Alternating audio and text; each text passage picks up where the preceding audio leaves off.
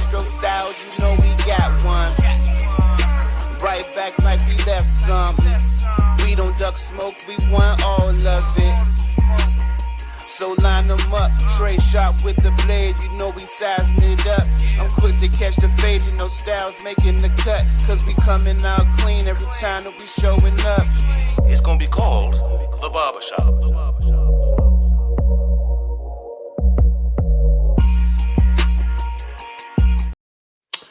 Yo, what up, folks? Welcome back. It's another brand new episode of the Barbershop Sports Talk Podcast. We are live on the YouTube channel, on Twitch, Instagram, Facebook, and on Twitter. I'm the boy Trey Frazier.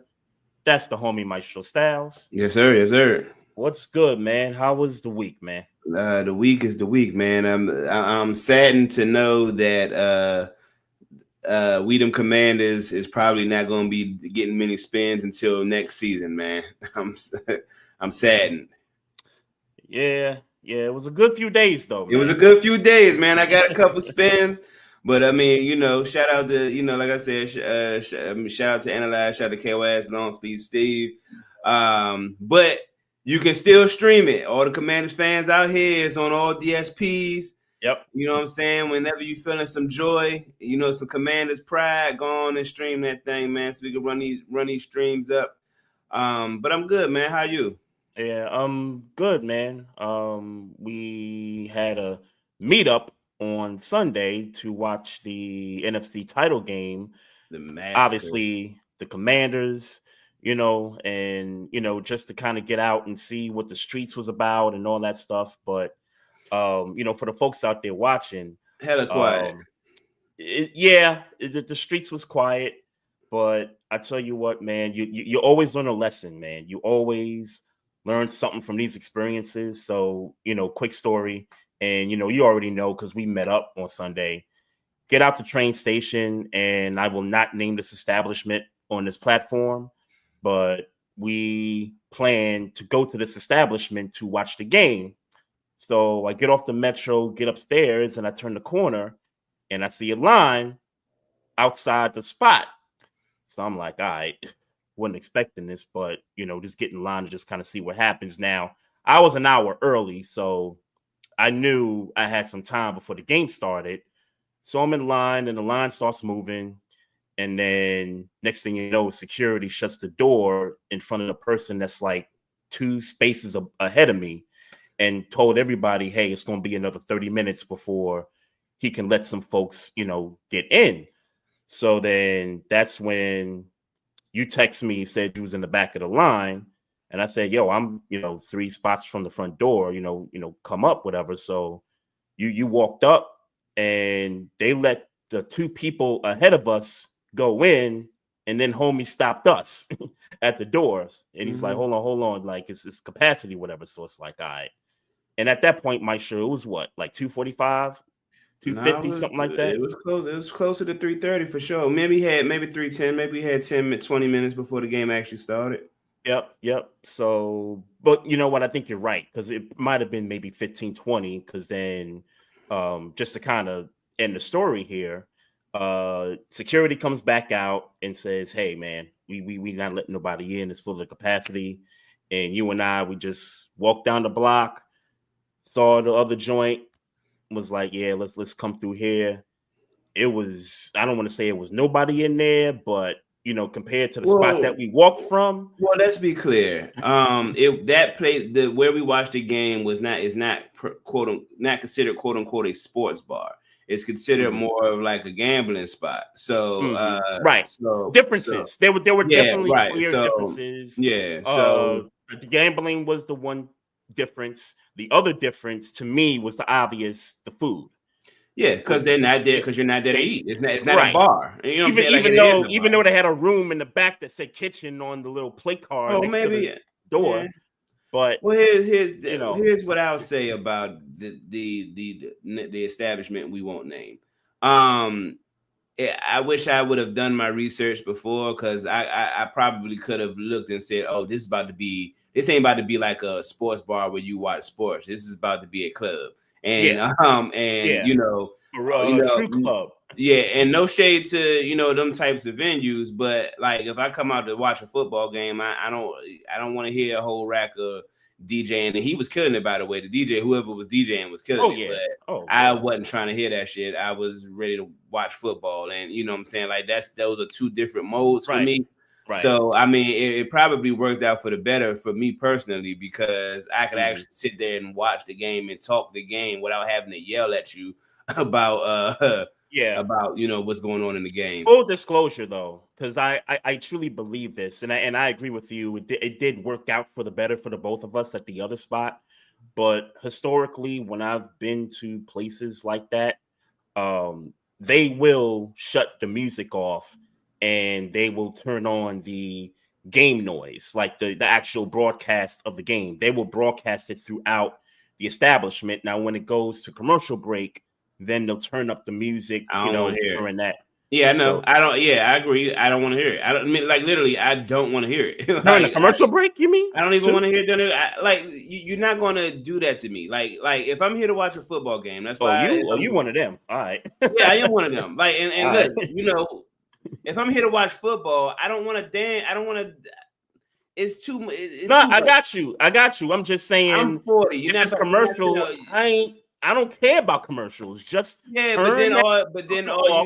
when the game cuts back from commercial, and then all you need is a nigga not paying attention, or a girl who just came to be in the spot. You know what I'm saying? It's like it's not. Hey, I got you. It's not all sports watchers. And if I'm coming out to watch a football game, then I want to watch a football game. I want to be around like-minded people that's here to watch a football game. That motherfuckers that want to dance on a commercial. I'm sorry, it's just not my vibe. I don't want to dance. I don't want to see you dancing like that. Now you overstimulate me. Like I don't want to hear a song I like, and then I don't want to do that. I want to watch football. So it worked out for me. Shout out to the establishment that we didn't go to. In the establishment we ended up going, where we had a nice, quaint football watching experience.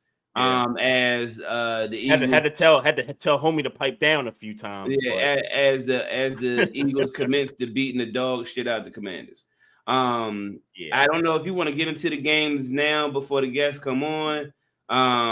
Well, let me just kind of intro what we got, going on tonight. Like Maestro said, we got to recap a couple of championship games in the NFL. Terrika Foster-Brasby is a WNBA analyst and reporter. She covered the Connecticut Sun this past season for NBC Boston up in the New England area. Also covered it for Ion Television, who also broadcasts these games. So she's going to come on with us about 20 minutes because there's a lot to talk about. There's been a couple of blockbuster WNBA trades that just happened. One happened earlier this afternoon. The other one happened a couple of days ago.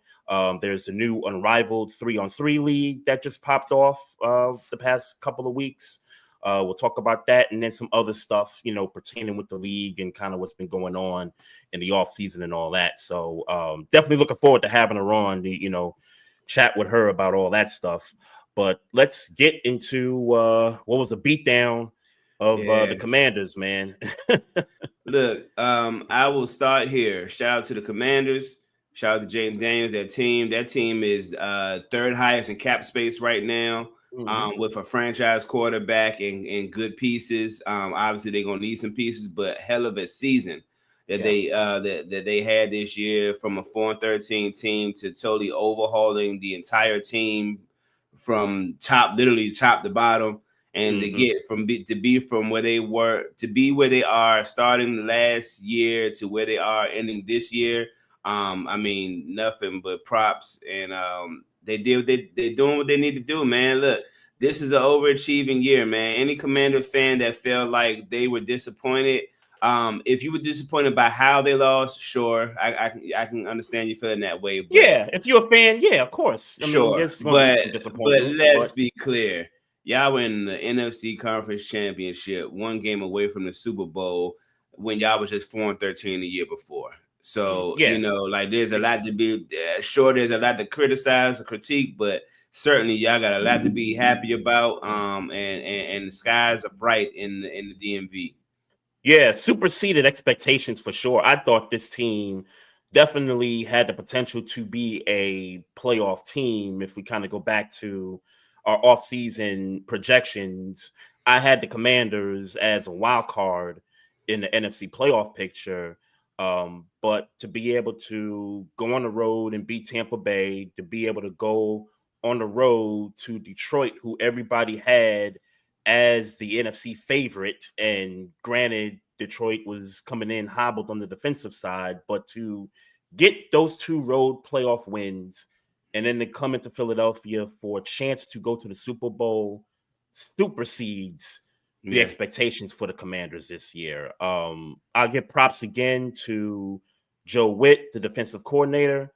Props to Dan Quinn. Props to Adam Peters, Magic Johnson, Josh Harris, and the whole, front office ownership crew for establishing a brand new culture now, because this is something that it's one of the reasons why I thought this was a playoff team, was because they got rid of the old front office ownership. All of that was gone.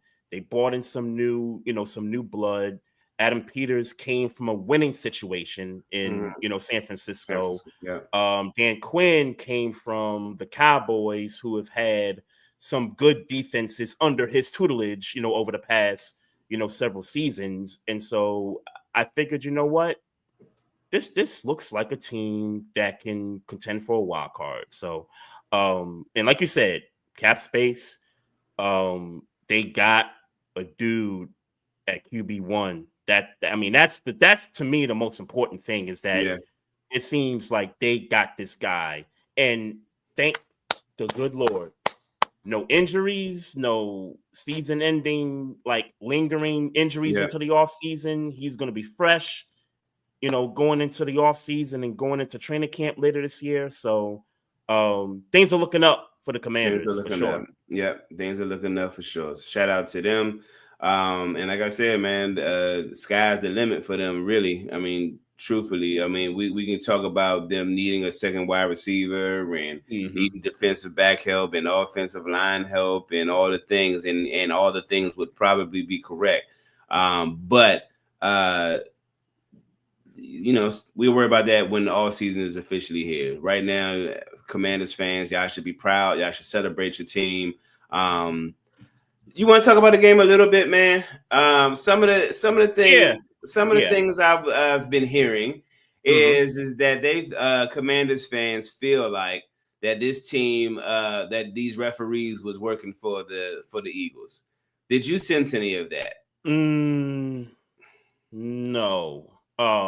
So I'll point to one play that was questionable, but obviously when a ref calls something and it's unreversible, then you got to keep it as is. Was it Saquon going out of bounds, or was it Devontae Smith, where his feet look like? Oh, but they just didn't challenge it. They could have challenged it. Right. That's right. Could have challenged it, but they decided not to challenge it. And like I said, when I saw the replay, it looked a little funky, but like I said, you saw no white paint coming up off the field, so it was like, all right, you could challenge this, but whatever. The only thing that I can recall, let me say that part, that I can recall is that when AJ Brown and Lattimore got into it, he literally ripped Lattimore's helmet off, and Lattimore got the penalty. That's the penalty, and Lattimore got the penalty, and sure, a lot of times the whole, the second person, the retaliation is normally the person who gets penalized. I get it, but that's that situation right there is clear as day that AJ Brown ripped Marshawn Lattimore's helmet off his head. So that definitely should have been a two-way penalty on both. Yeah, in that situation, they was at the goal line when that. Oh, they scored. That's right. They scored. That. Yeah, so that score should have came back, and they should have had another try. Well, it definitely should have offset for sure. That definitely should have offset. I guess the fun play is the fun sequence rather is when they were at the goal line and my guy Luvu, my man Luvu kept jumping over. How did you? I guess me and you talked about it, but how did you feel about it? Any different thoughts Well, I feel the same way I felt watching it was, I guess it was 4 straight times I that they think were it was trying to stop 3. them. I think it was trying to stop them, but I think Trying to they got stop them. you. Because after the 3rd try, that's when the ref came out, was like, look, if they keep doing this, we're just gonna give them the automatic score, which, I looked at you and was like, wow, like that's the first time I've ever heard a ref come out and say we're just gonna give a team that didn't punch the ball in the end zone an automatic score. So that was new to me. Yeah. So, but if I'm the defensive coordinator or the head coach, I'm telling Louisville, yo, keep going at it. Because you might get it. Right, exactly. I might get that strip sack or something. Like you might time it right. Going. Yeah, you might, you might actually time it right, Yeah. So I'm with you. Like, if you're gonna make history, doing the best you go could out did. Swinging, man. Yeah, go down swinging. I agree. Yeah, I agree. But shout out to our buddy Cordell Woodland, big time Commanders fan. Yeah. We had him on the show early last year, and he tweeted something, and he said, "Look, if you're gonna," and he thought the rule was dumb as far as giving an automatic score. He also made a good point. Look, if the tush push or the brotherly shove, if that play is going to continue to be a legal formation, then you got to let the defense continue to try to get the ball from the other team. Right, but again, the issue isn't him trying to get the ball. The issue wasn't him trying to get the ball. The issue was he jumped early. Sure. So it's I think to Cordell's point, I think he's saying, yo, if I got to jump early for 9 consecutive snaps, then that's what I'm gonna do. I think that's his point. I get that, and I agree with that from the defensive side. Yeah. But it's why this play is so so tough to deal with, because now there's an extra layer. The Eagles sit there and say, well, shit, maybe we can make them jump off sides as opposed to, actually running the play. Now, if you can get them to jump a 4th time, knowing, and this is, for somebody who knows the rules, they jump off sides 3 times, and it's like, now, hey, we might not even really run a play. We might just try to get them to jump. We get them to jump, we get an automatic score. Nobody, has to deal with the wear and tear of that play. So it's the reason why this play is such a good play. Because now it's like, all right, now we're trying to find a way to stop it, but it's like, how many people are going to be able to time it that well? And there won't be a lot of people. It just to be frank, it won't be a lot of defenses that'll be able to time it like that. Yeah. But the Eagles, if one thing is consistent about the Eagles, when they at the goal line, bro, like they're not even lining up for play action or 5 wide. They not doing none of that stuff. And to be honest, why would you? No, I get it. I get it. I just, like I said, I mean, most teams would try to hit you a couple different ways if they don't get it the first try. The Eagles, they say, yo, you got to stop this 4 downs. Yeah, they, that's what I could appreciate about that play and how they go about it. So yeah, man. Another thing I heard, and nothing too crazy. I have heard a lot of they shouldn't have settled for 3 in that first possession. I've heard that too. You and I talked about it. I think I kind of side with you. I think after the first couple times that you go for it on 4th down, I think you're in the red zone. You got a nice drive going. What was it, 18 plays or something like that in that first drive? Yeah. You get points because you already have momentum at that point. Get the 3 points. Your defense had about a good 10, 15 minutes to rest, on the sideline. Yeah. It was set up for the defense to come out and do what they're supposed to do. Feed off of that, right? And feed off of the offense, getting points. And the first play offensively for the Eagles, Saquon doing what he does, man. And, with the help of some missed tackles, boom, touchdown, 7-3, just like that off of one play, and just easily got that momentum back from the Commanders. Yeah, man. Like, look, man. At the end of the day, shout out to the Commanders, but there's no way to slice it. This team was outclassed by the Eagles. Like, if you needed closure on this game, the Philadelphia Eagles in Philadelphia was the better team on this Better past Sunday. team, more talent, more experience. Yeah, more experience. Yep. Yeah, so like I said, if you're not happy about the Commanders' play from the sense of they had turnovers and everything wasn't a well-oiled machine, no homo. I get it, but look, man, y'all wasn't supposed to be here till that. I mean, y'all didn't believe y'all was going to be here. Keep it a buck. So, but they got there. Yeah, they got there. And shout out for overachieving. Shout out. You learned a lot. You got, like you said, you got a quarterback that can go. And by the way, let me say this. This was not Jaden Daniels' fault. I don't know. I don't know why I have seen that once or twice on. Haven't heard a lot of that. Haven't seen a lot of that. But I haven't seen a lot of it. I don't understand why I should see it at all. Is what I'm saying. Like, this in no way, shape, form, or fashion was this on Jaden Daniels. So, Commanders fans who feel that way, or people on my timeline feel that way.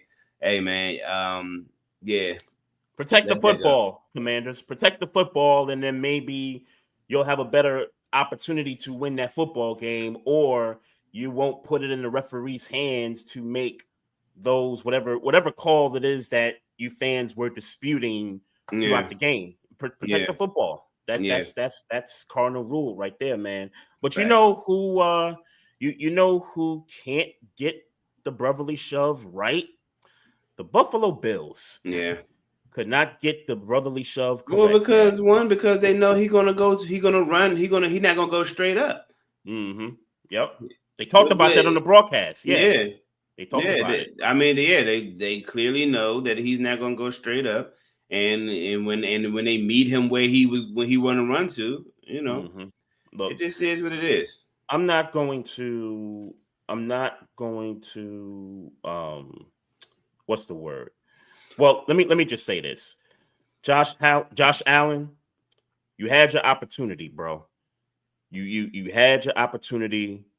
It was a 3-point game, 32-29 with 3 minutes left. Chiefs kick the field goal. They go up by 3. And it's all on you, Josh. It's all on you, bro. Go down the field, score a touchdown, and you most likely come out of there with a win. I mean, they barely could get into field goal range. With some of the plays that they were calling. But something interesting on that final, on that 4th down for the Buffalo Bills. Whoever that was, and I think it was Shakir that was in the backfield with him right before the blitz was coming. He kind of circled back to the other side, and then the rush was coming opposite that. If Josh Allen would have just threw it right to Shakir, I mean, Shakir had a lot of grass in front of him. Yeah, I don't pretend to remember the play, Trey, because by the time I'm watching it, on the way home and doing all that. But by the time I got in the house, I tried. It was like, all right, let me try. But it was a game, though. It wasn't. It's not. But not even. It's because I'm old. It ain't nothing. I'm just old, bro. Like, I'm not good at sitting down and being still. And I don't even know if it's age, because truth be told, I've probably been this way all my life. If you're making me sit down and do something for long enough, it's a high probability I'm gonna fall asleep. So I don't pretend to have been intently watching every play along the fourth quarter. But I'll say that. But I'll say this. And it's kind of just seconds what you were saying. At the end of the day, you was in position to win this game. And you didn't, and you are the leader. You're the starting quarterback. You're a top 5 quarterback of the league. Wherever people want to rank you, and you didn't get it done. And for me, and it's just that simple. It really is just that simple for me. When you're talking about Buffalo and Kansas City, like, you didn't get it done, and you've been trying to get it done for how many years now? against them. 5 years. It's Yeah, 5 years against them. This is 4. Yeah, this is the 4th time that they've met up in the playoffs, and he's 0-4. Yeah, Against the Chiefs. So yeah, man. So it's at some point, not a big deal. Peyton Manning had something similar to back in his day, trying to get past Tom Brady. John Elway had his moment. Yeah. So at some point, you hope that he gets through, breaks through and gets him a ring. But if he don't, man, it's Patrick Mahomes, man. What you want me to say? Yeah, feels like I feel like I'm watching NBA in the 90s as I'm watching the NFL in this decade. Like, they might as well just take the NBA on NBC's theme music, because the way this dude has been, just winning. Like, I wouldn't even call it domination. Like, Mahomes just makes winning plays, bro. Like, when you gotta have it, and even the defense, when they gotta have it, they call the blitz on that final play. They knew exactly what to do. And look, Buffalo, for what it's worth, Buffalo's offensive line, probably top 3 offensive line We've heard in the league this year. But man, that blitz got to him, man. That you got to be able to. For me, if you're Josh Allen, you got to know where it's coming from, and you got to know, okay, I got to get rid of this ball quick, and I got to know who I got to get rid of the ball quick. That's why I brought up that play where Shakir is in the backfield with him. He circles around. He goes one way towards Josh's left, and then the blitz is coming from the right, and he hit Shakir right there.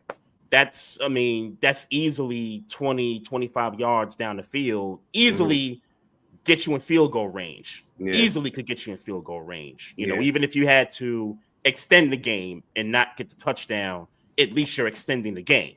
Right. Right. So, but is Andy Reid, if he wins the Super Bowl, is Andy Reid the greatest coach of all time? No. I've heard that. I've heard the conversation. Is he better than Bill Belichick? No. No. Okay. I'm not ready to go there yet. Okay. What I'm willing to say, if the Chiefs win a couple weeks from now, I will be ready to say that this is the greatest NFL dynasty of the Super Bowl era. I'll be ready to say that. Even better than the Patriots. Because of a three-peat. So, because of the three-peat, this is 5 times in the Super Bowl in 6 years. 6 years, yeah. Look, the Patriots, they never went. They never won 3 in a row. And look, I'm not trying to disrespect the Patriots or anything like that. There was about a 10-year window where they went without rings for about 10 years. So, and look, we'll see. And we're still writing the Chiefs' story. We're still writing Patrick Mahomes' career. So who knows if the Chiefs, go through something like what the Patriots went through in that 10-year stretch. Right. But right now, at the rate it's going, I say this, at the rate that it's going right now, this is going to be the best NFL dynasty in the Super Bowl era, in my book. Okay. I don't know. How you feel about it? I don't know where I stand. I don't know where I stand yet, but I can't, look, man, the Chiefs are the Chiefs, man. Like, I hate to say it. The second he stepped on the field, after Alex Smith sat down, man, he been him. Mm-hmm. I always think about this when I talk about Patrick Mahomes. That when he lost against Tampa Bay that year, and I was like, even in a loss, this dude is throwing this motherfucking football. Mm-hmm. Like the one throw that you always point to in that Super Bowl was when they rushed him to the right and he threw something crazy. The arm strength was crazy. I feel like he dropped. I feel like the receiver dropped it. He did drop it, but he almost caught it too. That was the crazy thing about it. So look, we certainly we know talent wise who Patrick Mahomes is, but as he's starting to stack these accolades, man, I don't know, man. I want to say he the best quarterback ever. I'm still gonna wait, but I'm telling you, for a little while, I've been wanting to say it. Oh, hey, go ahead, say it, man. Nah, I'm gonna wait, because as much as I don't like Tom Brady on the field, you gotta respect what he's done. So I'm gonna wait a little while. Yeah, and I guess there's something about the 7 rings also with Tom Brady. So if Mahomes wins this one, it'll be 4. He'll be 3 away from tying Brady. So he's got a lot of his career to be able to capture that. But Lamar got to find a way to get one, man. I just want Lamar to get one. I don't care. I bet you do. I don't care. I don't care about a dynasty. I just want him to just get one, and I'll be ecstatic for him. So sure. All right. Let's welcome in our guest for this evening. Most famous for covering the WNBA as she does. Covered the Connecticut Sun all season last year for Ion Network and for NBC Boston. Also has got a podcast called Levels to This with Cheryl Swoops. You can find that on your on all your streaming platforms and all that good stuff. Terrika Foster-Brasby is here, ladies and gentlemen. Terrika, thank you so much, for joining us. This is a busy time for you. A lot of stuff has been breaking, over the past, several days, including earlier this afternoon. But and I guess the Detroit people say it like this. What up, though? What's going on? Well, first of all, thank you guys for having me and inviting me on the show. In full transparency, I was supposed to join you guys about a month ago, and I had a family emergency. So I really appreciate you guys giving, a little grace and having some flexibility to have me come back. So what up, though? All right. It sounds better coming from you. Yeah, for sure. For sure. Definitely sound better coming from you. But hopefully everything is all right with the family and everything. Everything's Gucci. Yeah. All right. That's cool. That's cool. So, all right. So I want to start here because, there's a lot of stuff that's, been happening with the WNBA. But let's talk about Detroit. Let's talk about your hometown. You grew up there. You root for the Pistons and you root for the Lions somewhat, but I know you talk about the Colts quite a lot. So, but yeah, I got you. So we'll talk about your upbringing. How did you fall in love with sports and what got you intrigued into, covering women's sports and the like? No, for sure. So yeah, I'm born and raised on the east side of Detroit. I represent 7 Mile all day long. Graduated from Persian High School, same schools Spencer Hayward graduated from, and all of some basketball royalty around, some Michigan State royalty around came from Persian. So I'm very excited and I'm always representing where I'm from. I love being from Detroit. We're a gritty city, right? So we know exactly what it means to work hard, to grind it out. That's what we've always done. And so I feel like as an athlete, like that's kind of the same thing. And so my parents like raised me with that mentality that you've got to grind it out. You've got to work hard. And my parents were very big baseball fans. So I grew up with grandparents and my grandparents loved the Detroit Tigers. Like, I don't care. We was coming home from church at 1:00. The Tigers game was on. Like, that's just how it was. So I've always grown to have a love for Detroit sports. Then from the Tigers, I learned to love the Detroit Pistons. As a matter of fact, my first sports memory for real is seeing Isaiah Thomas hobble on the court in the fourth quarter in that 1988 finals where we lost to the Lakers. And so it was like, so it was a big deal, right? It was huge for us to go on that repeat 89-90. It was like, I tell everybody it should have been a 3-peat, but it is what it is, right? So, so it's always been there. That love for me has always been there. As it relates to the Lions, I actually love the Lions, right? Like, they're the hometown team. I'm gonna always cheer for them. I'm gonna always make sure they're good. And anytime you grow up with Barry Sanders, like, there's no possible way that you can like hate Detroit. Yeah. But to be truthful, Detroit always had been a bad team. So a lot of Detroiters kind of fell in love with other teams. I had family members that loved the 49ers at that time, right? The dynasties that were coming up. Dynasties, the Steelers or whatever. So my dad was actually a Baltimore Colts fan. And so it just so happened that the year I was born is the year that they moved from Baltimore to Indy. So it was kind of this thing in my family where it was like, you know, most of the time you learn football from the guys in the family. It wasn't a lot of women in my family that loved football like that at that time. So I learned to love, I took on the team that my dad loved. So it was just a rule where it's like, you always cheer for the Lions. You always root for the Lions. The only time we don't cheer for the Lions is when they play in the Colts. Gotcha. So that's where that is. That's where that is. Right. Interesting. Yeah. Okay. That's what's up. That's what's up. So let's start here. I've been noticing a lot of coaching changes in the WNBA. I think about 6 to 7 teams change coaches. One in particular, the team you cover, Stephanie White, left the Connecticut Sun. She's now going to be coaching the Indiana Fever with Caitlin Clark and Aaliyah Boston and the rest of the ladies there. Could you explain for, you know, fans out there what this means for the league to have? And it's kind of unprecedented. You never had this many, you know, teams change coaches in an off season. So does it have something to do with maybe the upcoming CBA negotiations, or does it have something to do with maybe these teams are trying to follow a blueprint with what the Liberty did? Shout out to the Liberty, the champs right there. What the Aces have done, you know, back-to-back years before that. Yeah. What do you think that is as far as teams changing coaches at the rate that they've changed it?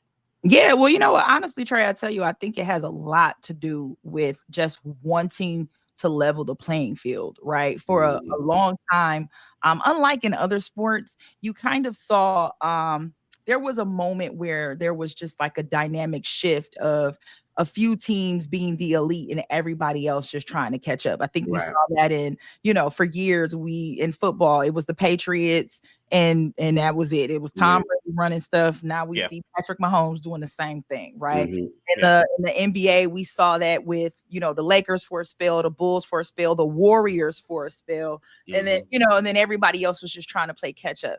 In the WNBA, for a moment, we had our dynasties where, you know, we had Seattle that was doing well. We had Minnesota that was running the table. Only until recently. Don't forget the comments. Oh, I'm not even gonna. I'm about to say you talk way.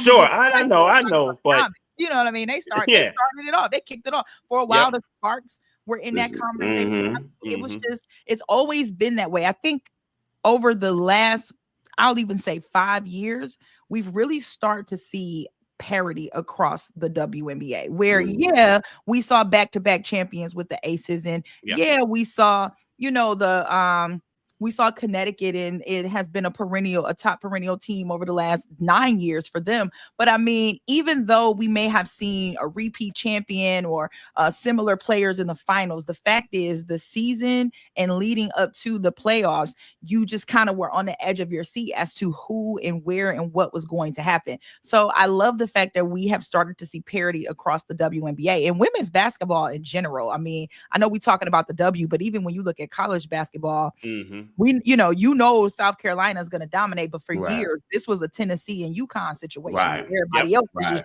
trying to get in where they fit in.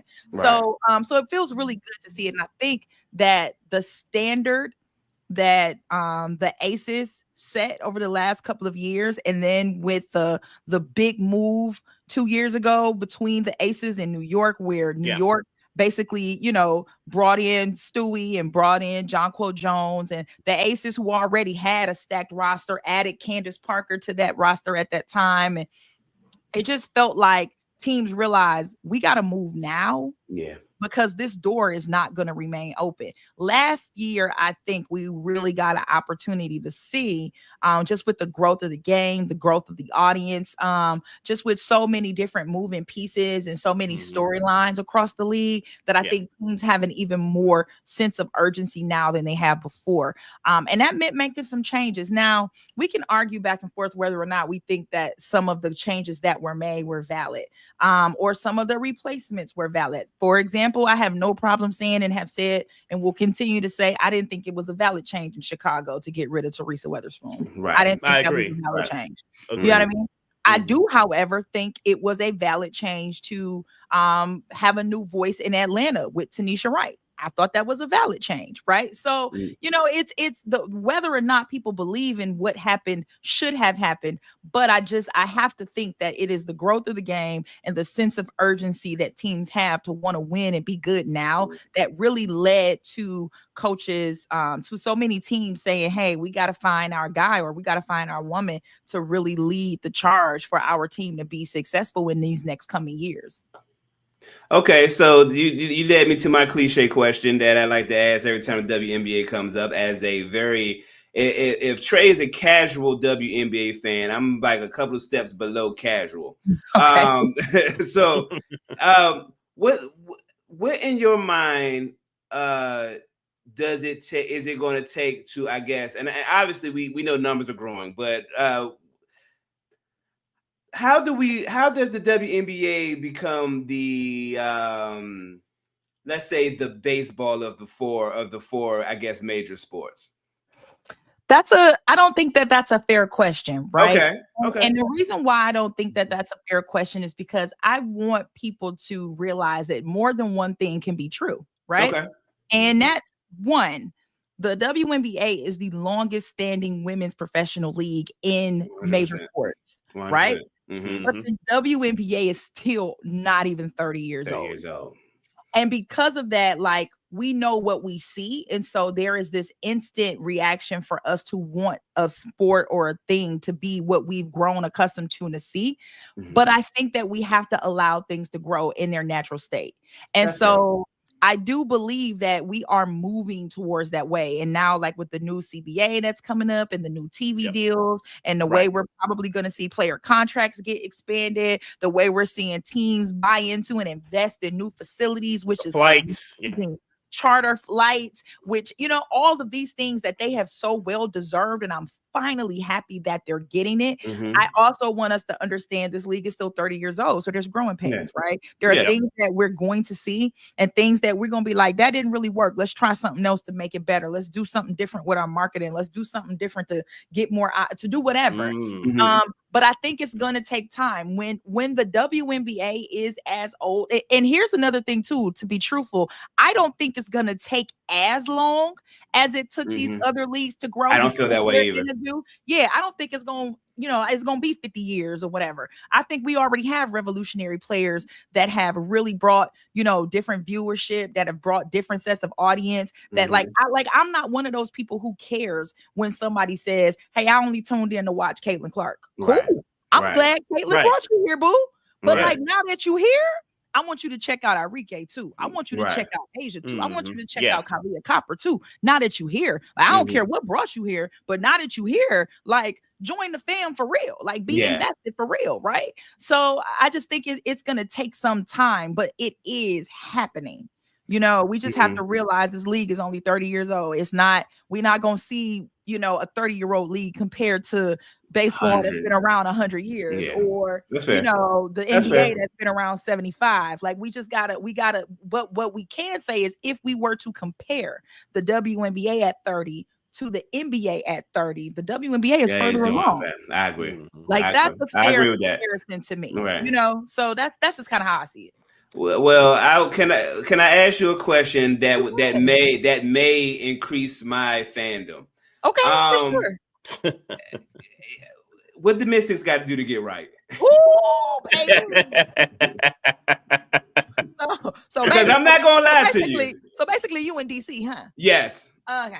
Yes. He born and raised. Yes. Ooh, okay. All right. Well, first, I can tell you they're a bit more entertaining than the Wizards. I'll tell you that. Yeah, that's a fact. I haven't watched them either this year. I'm gonna tell you the biggest issue with the Mystics has not been talent. It's literally been injuries. There has not been a team in this league that has been more injured than Washington. So it's gonna be real interesting to see how that team puts it together this year. Now that you can get Shakira Austin back. Shakira Austin's a great big. She plays the center position well, but she just got hurt, right? You got Slim at the point. Slim is one of the best defenders in the game.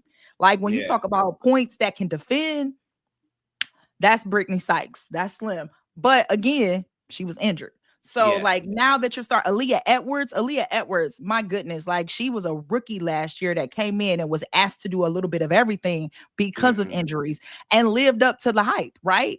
So I think you will be fine as a Mystics fan if your team can stay healthy. Now you got a new coach, you got a new GM, so they understood they needed to make some changes. They made the changes. Now let's see them work it out.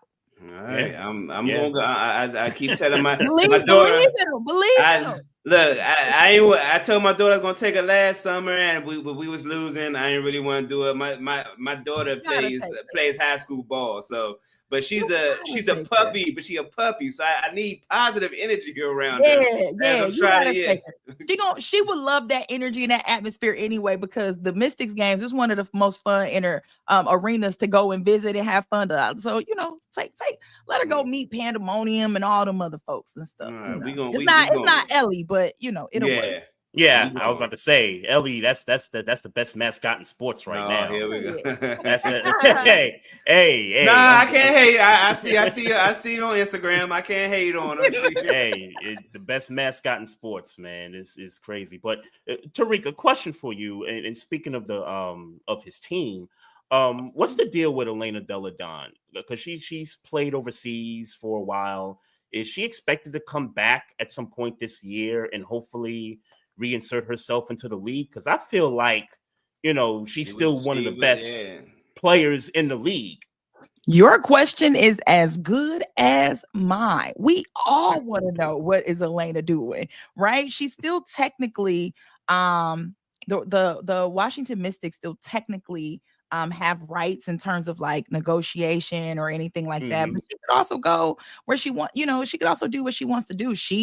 Emma Meeseman is another one who was a Mystic and then was just like, nah, I'm gonna go overseas and chill. I do know from what we had, shared previously before the season before last, is that Elena was like, she wanted to take the year off. For a while she was taking care of her younger sister, who was so that was something that was important to her. She's recently started her own business. She has her own wine company, Delle Donne Wines. Okay. She's getting married, if she hasn't married her fiance already. So it's literally like Elena is living life right now, and maybe, just maybe, she has found another purpose or another set of happiness that she really not rushing to come back to the league. But then again, maybe this is the year with, again, the last year in this particular CBA with some new changes in Washington. Who knows? So honestly, we don't really have much information on what her decision is or isn't. But I agree with you that Elena is, that's an MVP. She's a champion. Yeah. Like she has, I believe she still has so much left to give basketball, but whether or not she wants to, it remains to be seen. Yeah, because this man's hurting right over here. He could use an Elena Delle Donne right about now. Yes, I know. I feel you. Man, it's tough. It's tough. It's tough in over down here. I'm a Pittsburgh Steelers fan, football wise. So that's that. I don't want to open that Pandora's box. You ain't gotta open that box. It's cool. I'm just saying, y'all got a quarterback. We got some. We do. We got a lot of issues, but that one is certainly one of them. It's the one for that matter. That is it's tough. It's tough because by the time I realized Pittsburgh wasn't going to really compete in the playoffs, I said, all right, well, let me go take a look at the Wizards. Oh, they've only won 6 games. Okay, we ain't worried about that. The Capitals, they're doing okay, but I'm not gonna lie, I'm not gonna watch that. So do you watch? If he's gonna break a record, he about to break a record. I know, I am, and I'm keeping tabs on that. I'm like, do you watch college? Do you watch college hoops? I lie and say I do, but when it come around to it, when I come around to it, well, I was just gonna say maybe Maryland is the, I know the women the women are ranked number 8 right now. I saw I'll cut it on. I cut it on when I'm a cut the game on muted type of person. If it ain't something I'm like, oh, I got to see this game. So that's normally how I watch my college basketball, if I'm being honest. Okay, that's fair. Well, I mean, Maryland, I'm trying to tell you to watch Maryland, but at the same time, they going through some injuries too. So they dropped this week from 8 to 14. Yikes. So yeah. I'm an AP voter, guys. So I'm one of the ones that voted them 14. It ain't personal. I'm just hey, it is what it is. It is what it is. Hey, at least you're keeping it gully, unlike some of these other voters that vote for unanimous and not unanimous and can't disclose themselves. So that's wow. That's true. That's true. I'm very open. Well, I will know to ask you if we need a couple of votes. Don't be trying to set the deck now. Don't be trying. I might do a little cheating if Merlin start turning up a little bit. That's funny. Can we talk? Oh, I guess we got to talk about the Unrivaled now. Full disclosure, because Trey's going to know and I'm not. Okay. I understand that it's a 3-on-3 thing. Can I get a breakdown of what this is? Yes, it is. It is. First of all, can I just say that I love your openness and transparency. Like, I can appreciate someone that's just like, listen, it sounds dope, but I don't really know what's up. Tell me what's up. I love that. You know what I'm saying? Mm-hmm. So, no, it's 3-on-3 basketball, which is really cool because 3-on-3 is in the Olympics now. It's starting to get really popular. I think the first time I really started seeing people care about 3-on-3 is like when Big 3 was going on with Ice Cube back in the day. Right. Yeah. I mean, not back in the day, they still doing it, but you get what I'm saying. Mm-hmm. So it's a 3-on-3 league where instead of playing half court, they play full court. There are 6 basketball clubs, and their season started this month on January 15th down in Miami. And what makes Unrivaled incredibly dope is the fact that like they literally got these investors from Sprite to AT&T to Miller Lite and all of these Sephora. Like they got all of these sponsorships to just basically create an atmosphere for them. So their facility is state of the art. Their training facility is state of the art. The arena was built for them. And then them being WNBA players, they know the things that they need in order to be successful as ball players. So we're women. Women are moms. They have kids. And so there's an on-site daycare for the moms who got to bring their children to play, right? That's dope. I didn't even know that. That's dope. Absolutely, right? So they have daycare facilities for those who's got to bring their parents. I mean, for parents who have to bring their children. Women like to look good, feel good, right? Like, it's this called Barbershop Sports Talk, right? When you walk into the shop, you feel good when you get out the chair and you look good, right? Women feel the same way, right? So Sephora invested in them. They have a whole glam studio so they can go out there and ball and then leave. And Sephora like, don't worry, sis, I got you. We gonna make sure you straight. Hair done, face done, you straight. So there are so many things that makes this league outside of the product on the court that's really unlike any other. And they're taking advantage of that. I think the big thing is that all of the women playing are making money.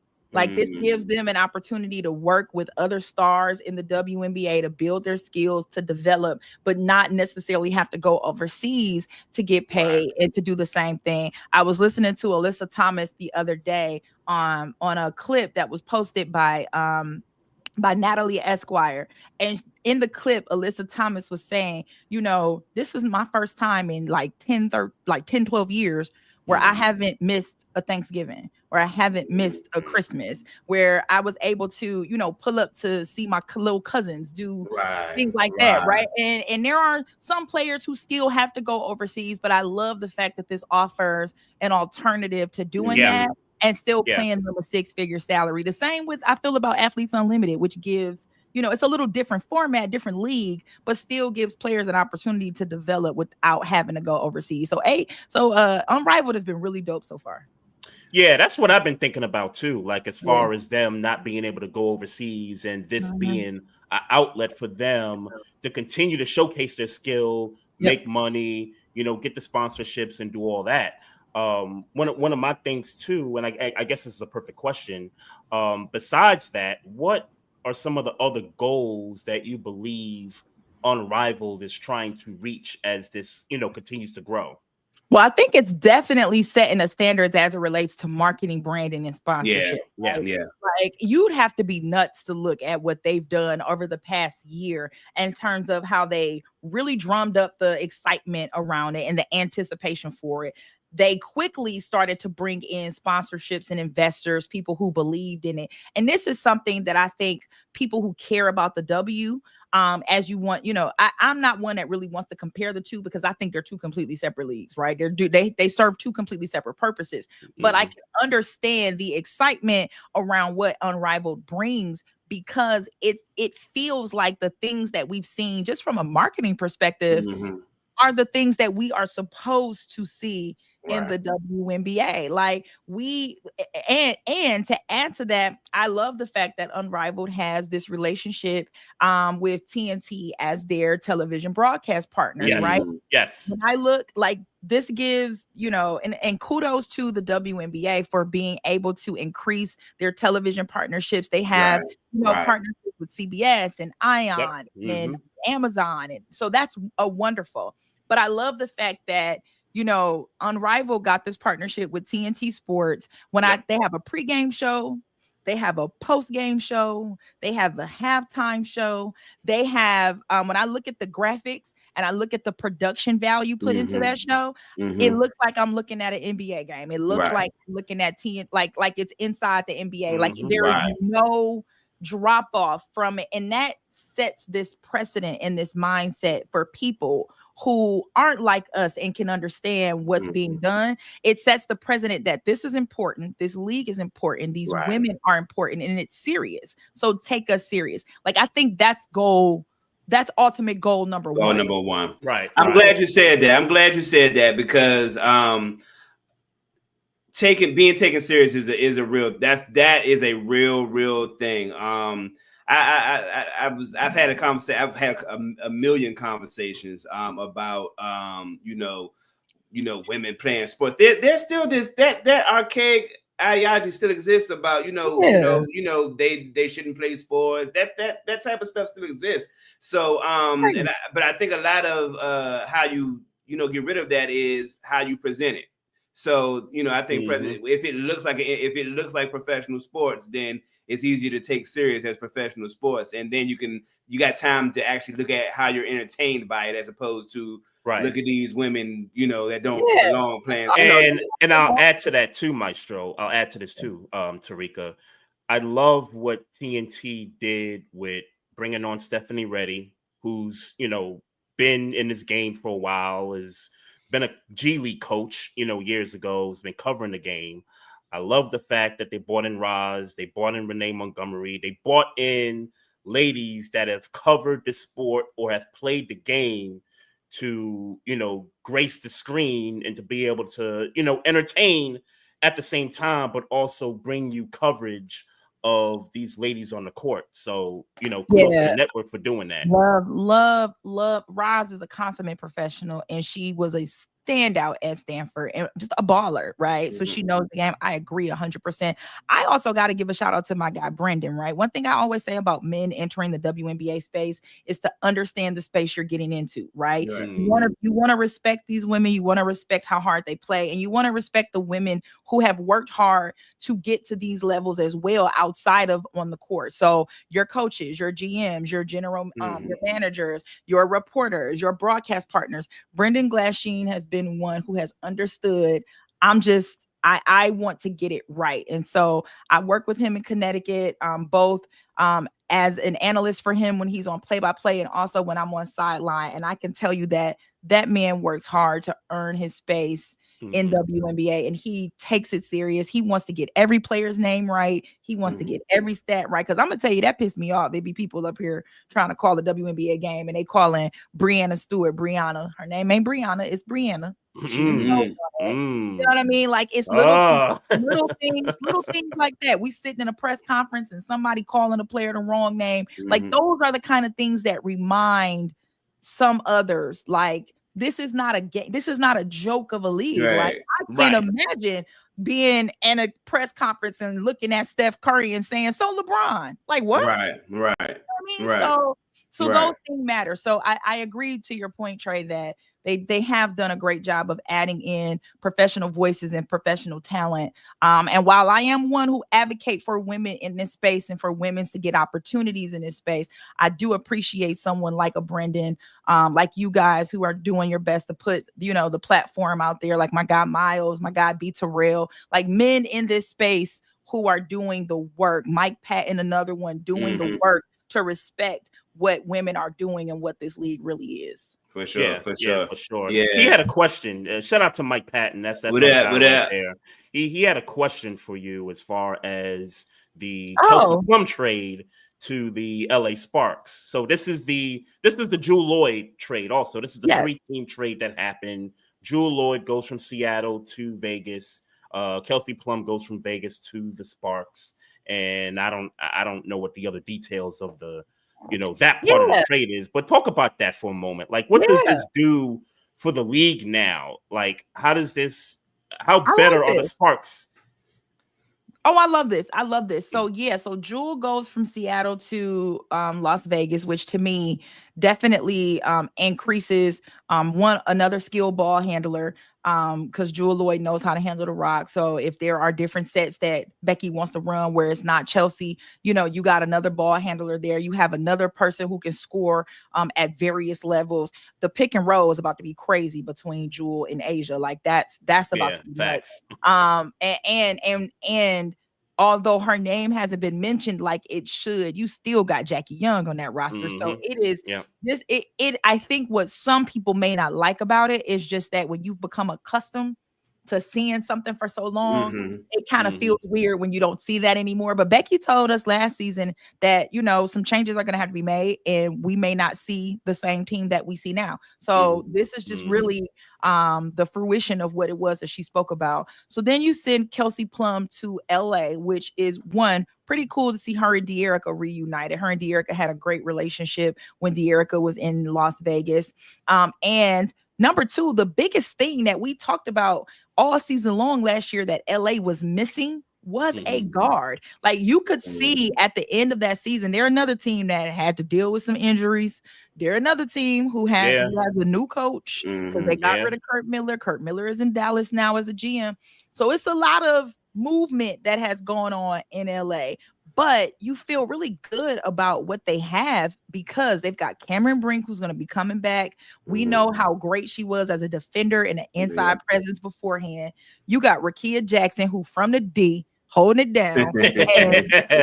Is a bad. I love Rakia Jackson. I'm talking about she just holds it down. She's so good. Holds it down. Another elite scorer on any end of the court.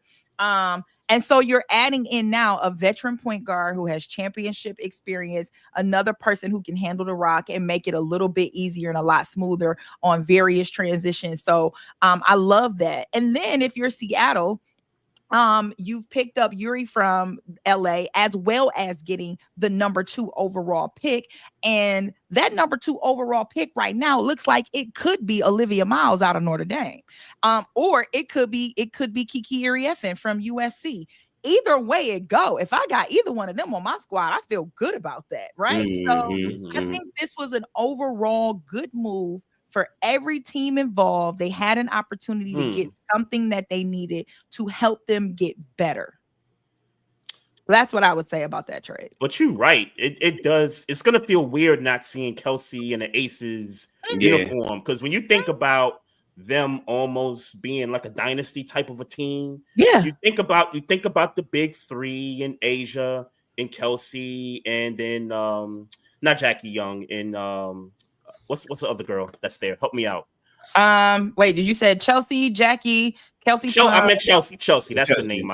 Chelsea. Oh, you got to know the point guard.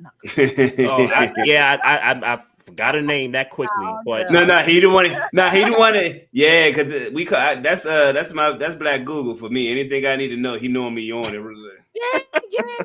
Yeah, man. That's the point. When you think about that team, you think about those players, and it's going to be weird with them not being able to complete the mission of being a dynasty without Kelsey Plum in that lineup. It's going to be weird seeing that.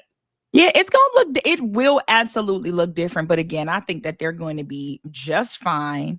And I feel that way because one, the core is still there. Number two, anytime that you got Asia Wilson on your squad, you should feel real good about where you are in your championship possibilities. You should feel really good about that. But also, this team doesn't just look different from what's on the court. They look different on the bench as well because both of Becky's assistants are now head coaches somewhere else. Tyler Marsh is now coaching in Chicago. Natalie Nikhazy is now up in Golden State with the Valkyries. So it really is a full shift for this Las Vegas team. I'm really going to be interested to see how this works out. And I have no doubt that it will. I still think there'll be a top perennial team in this league for sure. Yeah.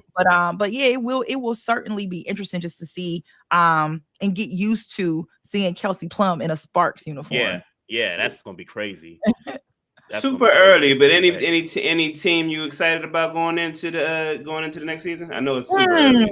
Yeah, I'm always excited about a few teams. Like, I mean, obviously, given today's news and Alyssa Thomas being traded from the Connecticut Sun to the Phoenix Mercury. That's huge.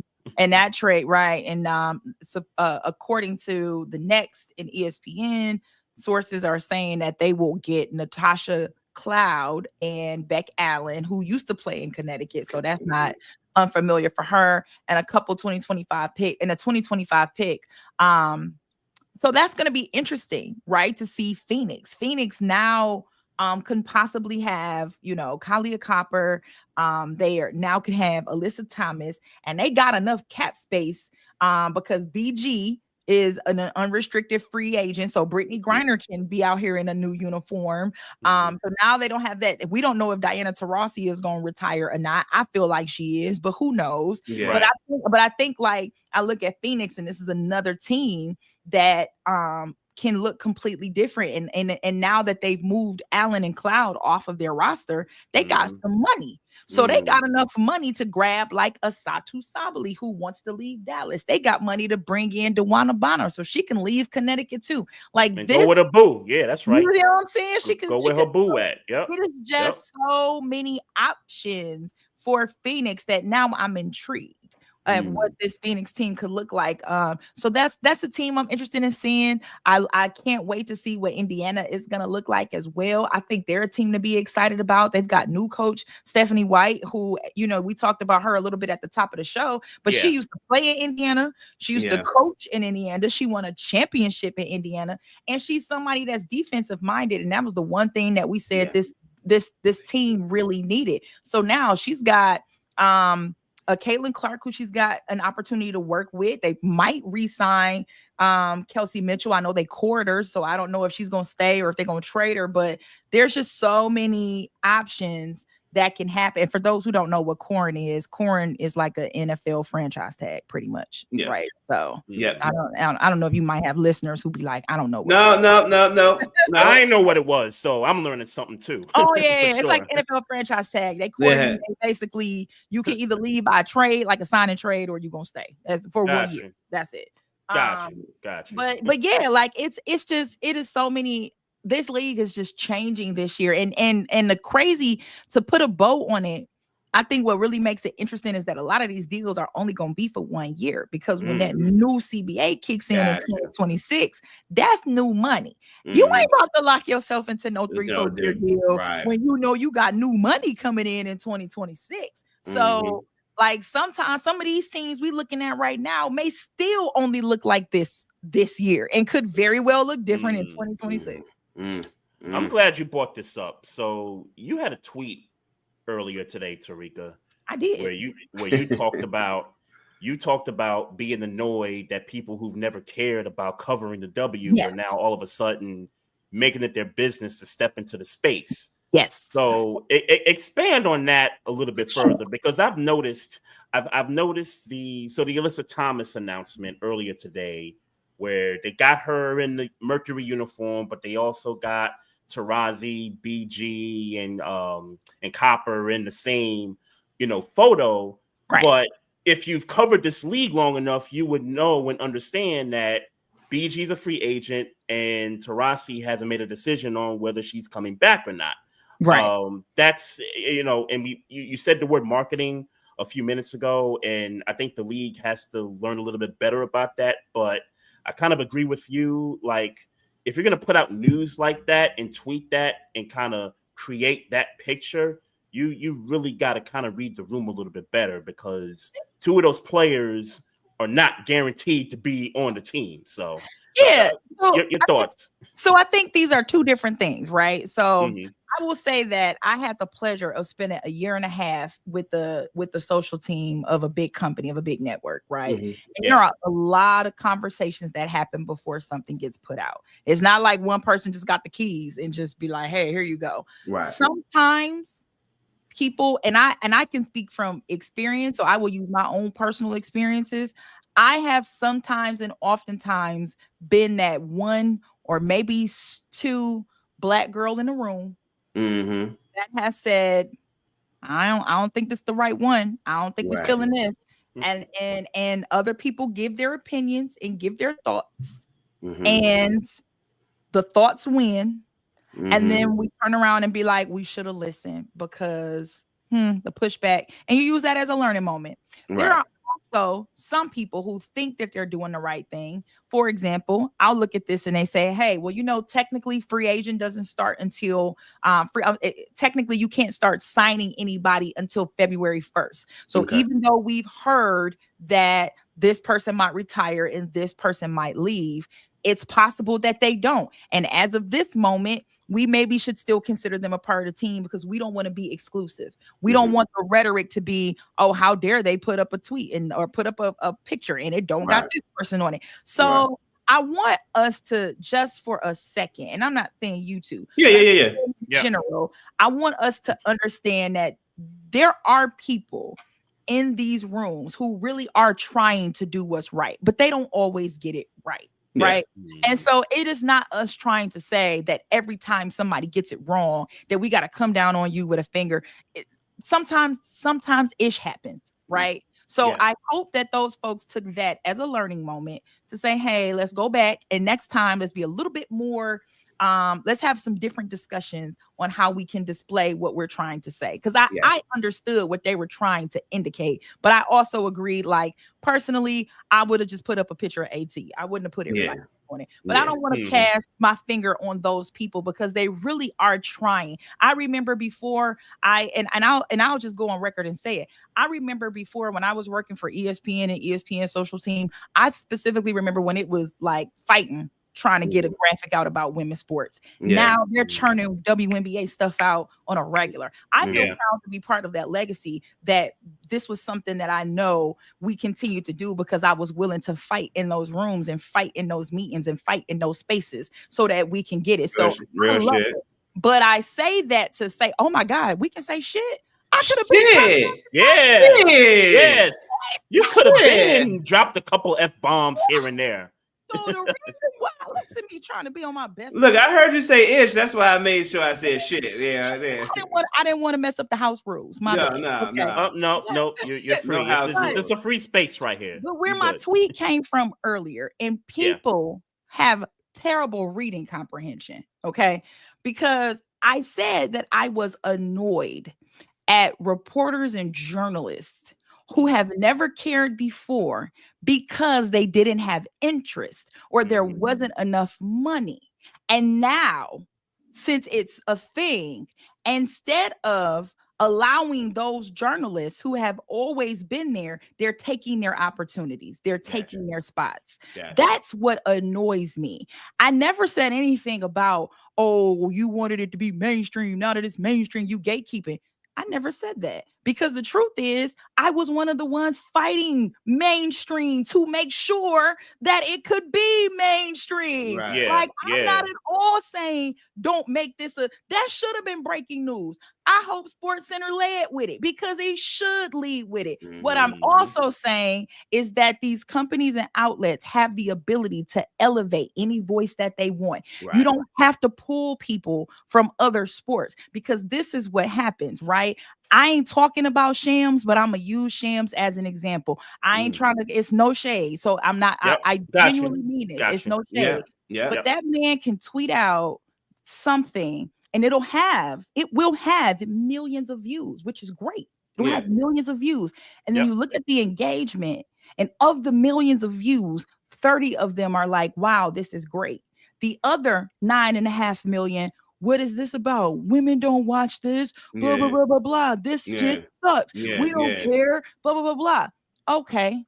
Alexa can make the same tweet, who is a trusted and valuable voice in this space and the same company, and you give her the same publicity, give her the same platform, but women and people who love, I don't want to say, oh Lord, I said Alexa's name and now she didn't came on. Yeah, I knew it was going to happen. I knew it was going to happen. But you see what I'm saying? I'm just making the point that if you give someone who is in the space, who has the ability to deliver the same message and has been for a while, you will still get people who will be like, wow, we don't really care. But the engagement and the amount of people who will be like, this is great information. Wow, where is she gonna go next? Man, I'm about to retweet this, something to share this, blah, blah, blah, blah, blah.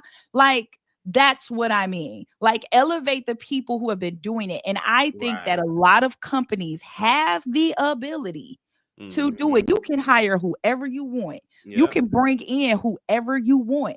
You don't have to pull folks from other sports to like folks who have, and this is just me being in the industry. So this again isn't to anybody that I've mentioned today, but I'm just saying, I know, like I for a fact know there are people who are like, who have been like, I ain't interested in the WNBA. Like they don't make enough money for me.